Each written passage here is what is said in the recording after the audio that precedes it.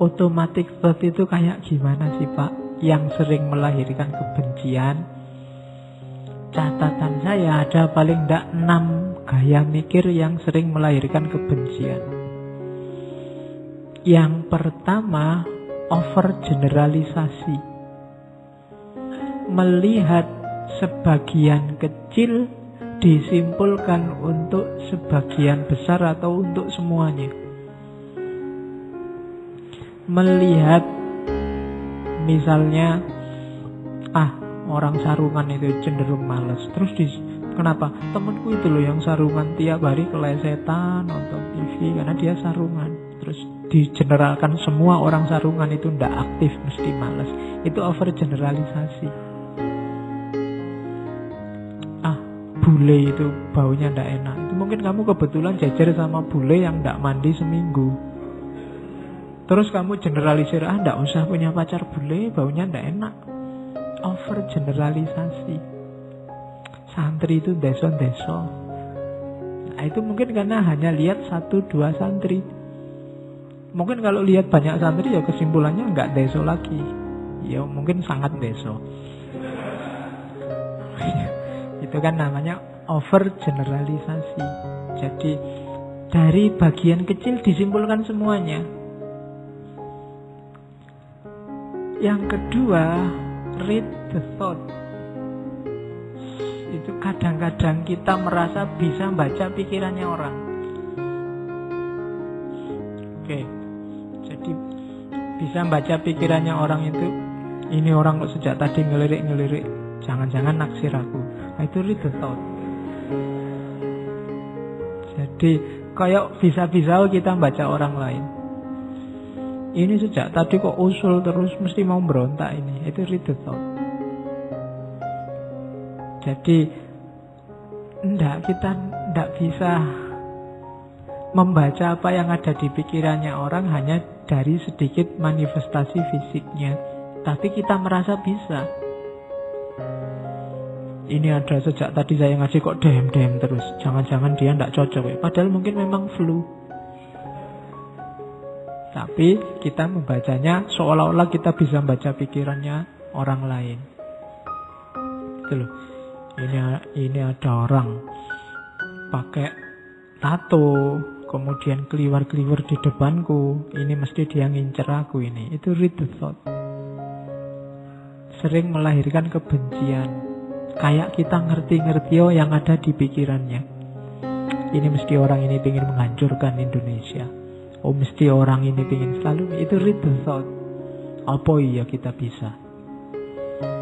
Yang ketiga, ada emotional reasoning. Emotional reasoning itu apa? Nalar emosi. Nalar emosi itu emosi yang diekspresikan dianggap mewakili realitas. Tak kasih contoh. Misalnya minum.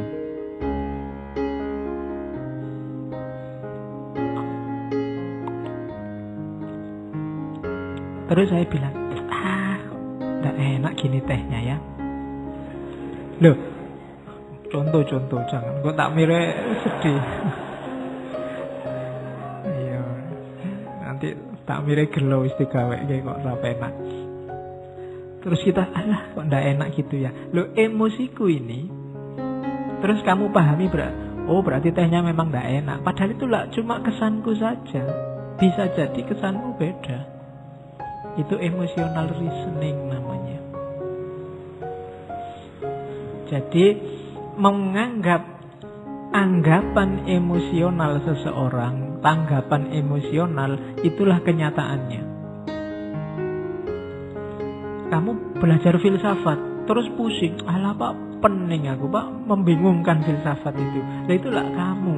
Kalau saya kan enggak. Loh ya kan? Tapi terus banyak orang anggap filsafat itu membingungkan.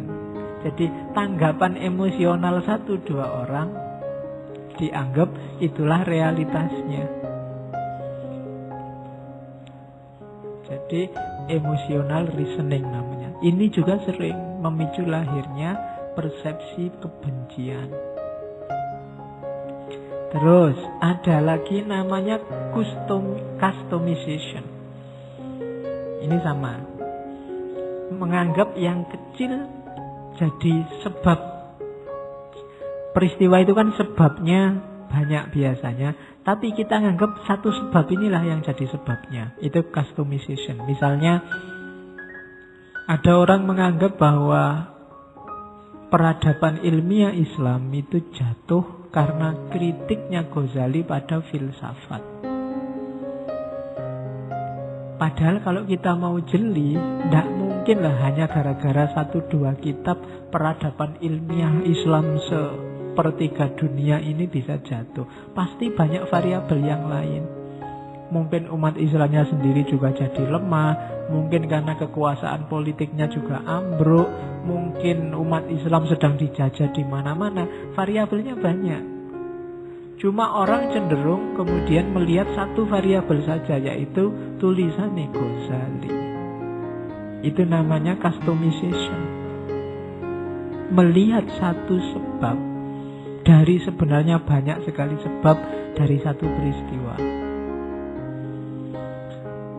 Lahirnya terorisme itu mungkin sebenarnya sebabnya tidak tunggal. Jadi kalau mau diberantas, tidak bisa dilihat satu sisi, pokoknya orang yang jadi teroris harus dibunuhi semua. Mungkin perlu melipir, jangan-jangan sebabnya banyak. Jangan-jangan yang berangkat ke Suriah kemarin motifnya tidak melulu karena dia termakan ideologi ISIS. Mungkin ada yang karena ekonomi, mungkin karena tingkat intelektualnya rendah sehingga gampang dibohongi. Mungkin ada yang karena terpaksa ikut suaminya, mungkin ada macam-macam sebabnya. Biar tidak customization, analisisnya harus lebih holistik. Oke, jadi itu contoh. Gagasan customization ini sering menyederhanakan persoalan, kemudian melahirkan kebencian. Terus ada lagi, mirip kayak sebelumnya, namanya maximization atau minimization. Membesar-besarkan hal kecil atau mengecil-ngecilkan hal besar. Ini sering kita lakukan. Jadi menganggap yang tidak penting terus kita anggap penting, atau yang sebenarnya sangat penting kita anggap tidak penting. Apa sih pentingnya kostum, pentingnya baju misalnya? Kok kemarin ada viral gegeran tentang mana lebih utama, batik atau jubah? Terus kita tawuran berhari-hari itu kan gara-gara bahas batik atau jubah. Itu mungkin maximization. Atau jangan-jangan kita sering juga minimization. Ini penting loh, tapi terus bagi kita tidak penting makanya terus tidak viral. Kita harus jeli. Cara berpikir ini juga sering melahirkan kebencian. Ada juga yang catastrophic thinking. Biasanya orang yang gampang panik. Catastrophic thinking itu orang yang sebenarnya itu sepele sekali, tapi bagi dia luar biasa. Orang yang katastrofik itu biasanya hal-hal kecil membuat dia panik luar biasa. Misalnya, kalau di situ tak kasih contoh, ibu-ibu itu sekarang sedang fobia, kena kanker, kena apa gitu kan. Mungkin ada yang ngecek, meraba dadanya, loh kok ada benjolan ini? Belum periksa, belum apa. Waduh, jangan-jangan kena kanker aku. Waduh, kena kanker berarti sebentar lagi mati aku. Waduh, tiap hari terus. Jadi sudah stres kayak orang mau mati. Itu catastrophic thinking. Tiba-tiba mungkin ya, ada santri ngaji, tiba-tiba pakai cadar. Belum ada yang ini. Misalnya, mungkin karena pilek atau apa terus pakai cadar. Kamu yang agak fobia dengan itu dulu, kok ada yang pakai cadar? Wah, ini sudah disusupi garis keras ini. Wah, terus kamu gelisah luar biasa, tidak kerasan ngaji. Ini harus sudah mulai dibubarkan ngaji ini, sudah jadi radikal ini ngaji ini. Cuma gara-gara lihat satu teman putri yang pilek terus pakai cadar. Padahal dia cuma pilek biasa misalnya. Itu catastrophic thinking. Gampang panik. Tiba-tiba ada temanmu kos, ada kamar kosong sebelah, tiba-tiba yang nyewa kos-kosan itu orangnya jenggotnya panjang, pakai jubah. Oh, kamu panik mikir gak karu-karuan. Jangan-jangan ini sebentar lagi ngerakit bom, terus kos-kosanku dibom misalnya. Itu catastrophic thinking. Gampang panik. Gitu. Pikirannya panjang. Ada temennya satu wisuda, waduh jangan, kok aku belum ya, wah kalau nanti jangan-jangan aku tinggal sendiri nggak lulus-lulus, waduh nanti kuliahnya ikut sama adik kelas, waduh deh pikirannya. Sumpah karepe dhewe. Itu catastrophic thinking. Ini juga sering melahirkan persepsi kebencian. Jadi hati-hati dengan 6 gaya mikir ini. Overgeneralisasi, read the thought, merasa bisa membaca pikirannya orang padahal ya bukan peramal, ya kan?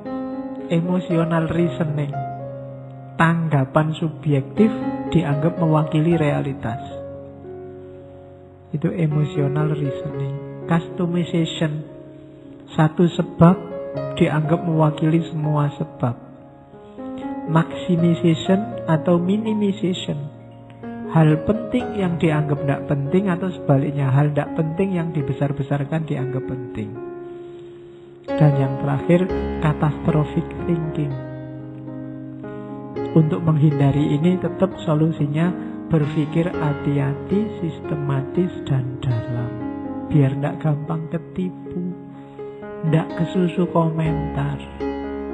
Kalau ada yang masih belum jelas benar, dicermati dulu duduk persoalannya.